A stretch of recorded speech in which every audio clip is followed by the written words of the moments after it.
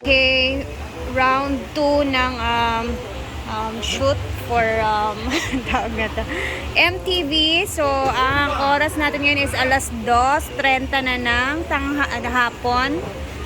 So, ito na ang pinaka-last na scene ni Brenda.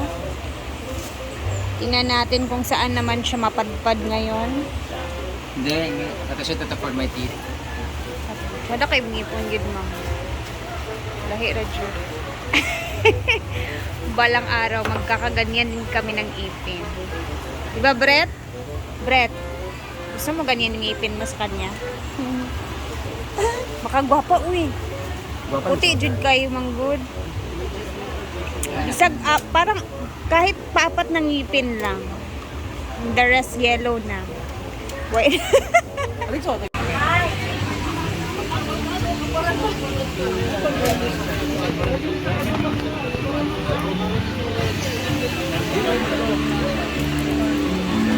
Daming tao. Ay, kay Onabia pala to.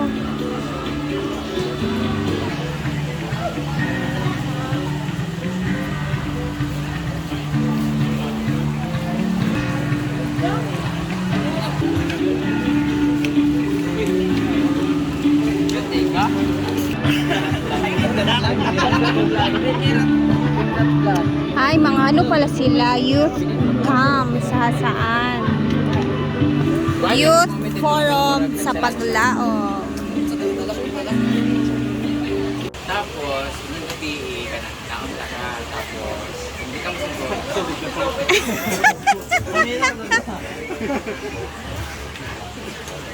Play lang ayaw pangina. Balik ko, sad ka.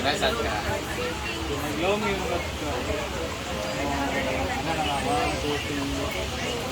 So, muna tiya.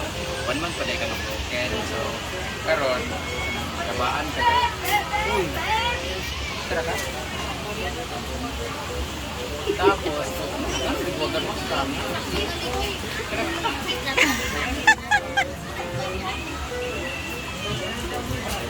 Mukha niyo. Huwag na ka. Ikaw lang yun mo. Okay na. Tabang ka na ra. Ako na lang niya. At Kaya mag-return sa school. artistahin. Kasi ikaw, ganan mo na sa ako. Sa oras na ikabilabon. So, ito, alas 3 na ng hapon. Kuha na sa Chikasa.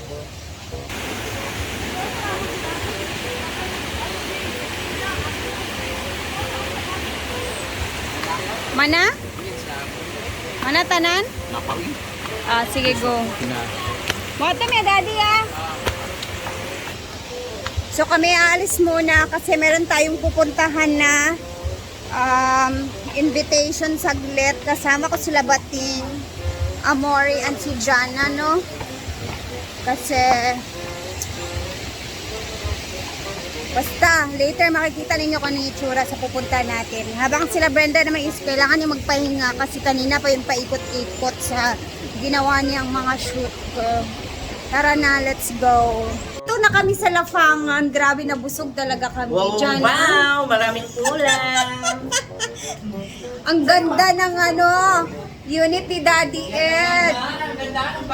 Si Bating, guys. Grabe, natulog na. Ang sarap ng aircon. Grabe. So, ayan. Dinag-blessings kasi si Daddy sa kanyang unit na nakuha. So, eto nga, guys. Hindi ko lang muna ipapakita si Daddy kasi si Daddy is very private person, di ba, Ting? So, ayaw niya ng social media. Kaya, hindi namin siya masyadong pinapakita. Ang ingay dito. Ayan, nandito si Palumaloy. Na-miss ka ng mga viewers natin. Come on! Sige, go! Nandito din si Paul. Sige na ba, isa sa kakamon ba? Kaya na-miss na may mong kamon. Kain na tayo, guys, kamon. Kain na tayo, guys! Come on! Ah! Ayan na si Come on. And then, ayan ang mga foods. Salad. Oh, wow! Ang Laka, unlimited. Tito Boy. Ganda ng unit ni Daddy, ma. Luwag siya. Eh, si Daddy lang dito. And si Paloma, yung naging assistant niya. Ayan. Ganda ng ano ni Daddy. Gusto ko yung mga ano talaga kasi syempre para may idea din tayo. At Chada Bing, oh! Chada, oh. Ganun ko anong mga inaan. Ayan.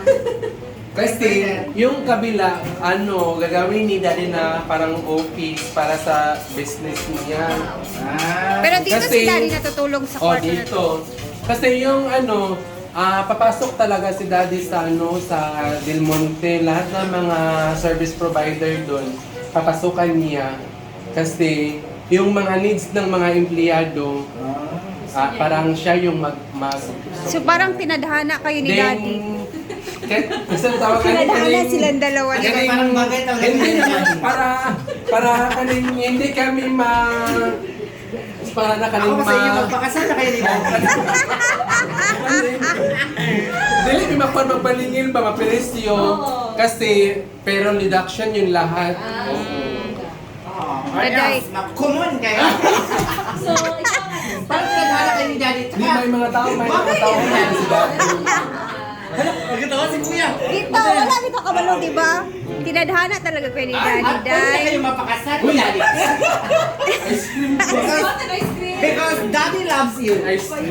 Ayan naman, ang kanyang kusina. Ang dalawa yung unit ni Daddy na kinuha. Tingnan natin yung sa CR. Kasi sa pikas kaya para makuha siya ako dito. Right, hala, bongga. Hala.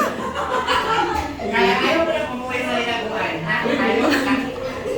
Alam, nindot kayang CR. Ang ganda ng style ng CR, grabe. Yung lawak. Pero ito na yun. Ito haligi siguro. Uy, luag man di kayo ng CR ni Daddy. Tanawa gani. Tanawa, ha? Ay, oh. Ba't nagusti sa gitna? Pusti siguro na sa building. Eh, butangan na lang din sa ano. No? Diba?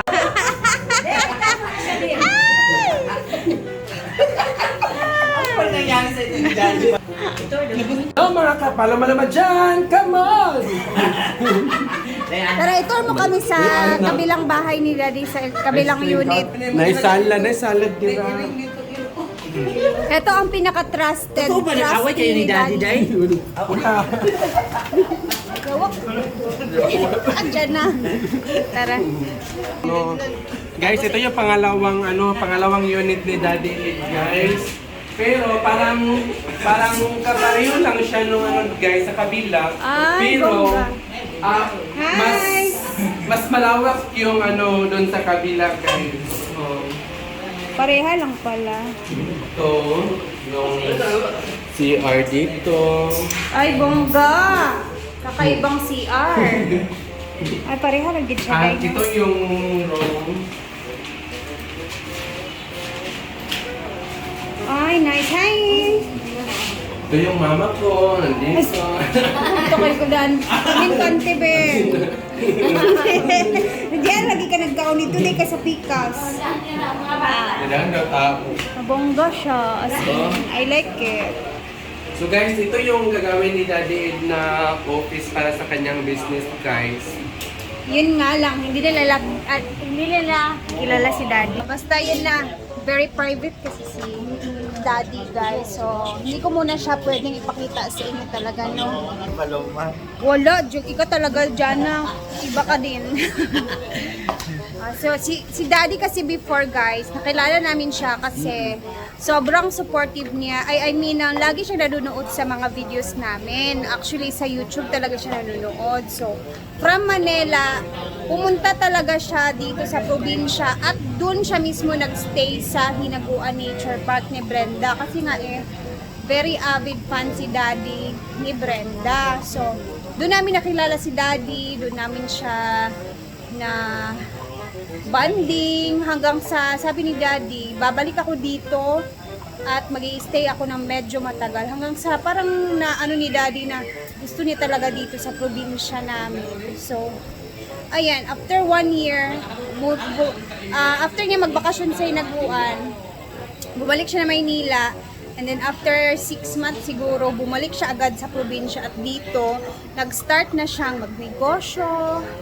And ayun na nga, papasukin niya yung Del Monte, Philippines dito sa amin sa Misamis Oriental. Yun yung target niya na mag-business talaga at para makapag-stay din siya dito sa aming probinsya. Ganun niya nagustuhan ang lugar namin. So, grabe si Daddy. Kaya eto, kami syempre nakasupport din kami sa kanya. Isipin mo ba naman, taga Maynila si Daddy pero bumalik dito at parang naging family niya namin, friendship, ganun. So, nakasupport din kami sa kanya sa mga ginagawa. Pero alam niyo, may chismis kasi Siyempre, magbi-BH kami. Papadalhan ni Daddy si Brenda ng foods.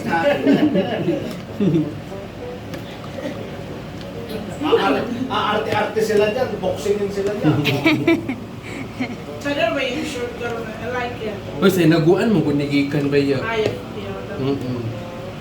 And may bitbit kaming BH. Libre na ang pagkain at hapunan sa Si farm. Daddy, may hapunan ni Madam. Yes. Kasi naghanap ng BH, ang nag-diet pa naman siya. No? And meron akong salad na dala. Pero Siyempre. mas gusto ko yun i-BH. Tara, let's go na. Bye. Gabi na. Bye-bye. Bye, Paloma. Okay. Kamusta damping? Kami aalis na and bye-bye na din sa inyo guys. Thank you for always watching.